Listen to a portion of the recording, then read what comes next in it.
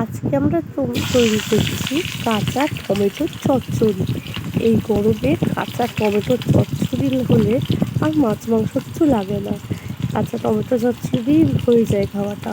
প্রথমে আমি কালো জিরে সম্বার দিয়ে দিলাম, তাতে বেশ অনেকটা পেঁয়াজ কুচি দিয়ে দিলাম। পেঁয়াজ কুচিটাকে লাল লাল করে ভেজে নিতে হবে। লাল লাল করে ভাজা হয়ে গেলে তার মধ্যে আমি টমেটো দিয়ে দিয়েছি, টমেটো আর দুটো কাঁচা লঙ্কা। টমেটো কাঁচা লঙ্কার মধ্যে দিয়ে নেব আমি একটু হলুদ আর একটু নুন, স্বাদ মতো লবণটা দিয়ে ভালো করে নেড়ে চেড়ে নিতে হবে। ভালো করে নাড়াচাড়া হয়ে গেলে আমি ঢাকনা দিয়ে ঢেকে দেবো। সেটাকে ঢেকে দিয়ে 10 মিনিট নাড়াচাড়া করে ঢাকা দিয়ে রান্না করে নিতে হবে।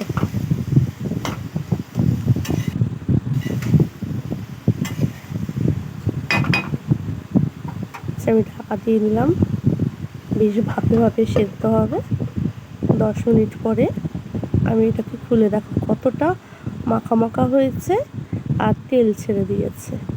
তেল ছেড়ে দিলে ওতে একটু চিনি দিয়ে নেবো হালকা স্বাদ অনুযায়ী, দিয়ে ভালো করে আবারও নাড়াচাড়া করে মেখে মেখে নিতে হবে।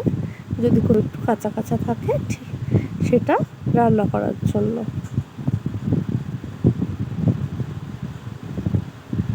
দেখো কতটা সুন্দর তেল ছেড়ে দিয়েছে আর দেখতে কতটা সুন্দর লাগছে, খেতেও দুর্দান্ত হয়েছিল। গরম গরম ভাতের সাথে শুধু একটু এইটুকুনি পেলে এই গরমে মাছ মাংসকেই হার মানিয়ে দেবে।